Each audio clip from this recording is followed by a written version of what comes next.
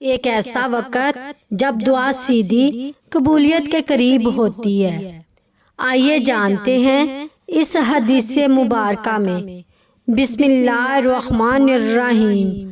حضرت ابو امامہ رضی اللہ تعالی عنہ بیان کرتے ہیں، عرض کیا گیا، اللہ کے رسول، کون سی دعا زیادہ قبول ہوتی ہے؟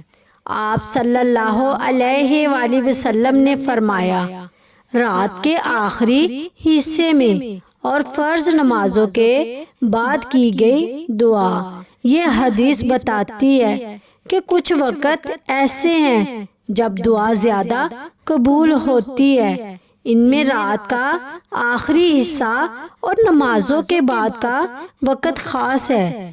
اس سے ہمیں یہ سبق ملتا ہے، یہ وہ وقت ہے جب دعا سیدھی عرش تک پہنچتی ہے۔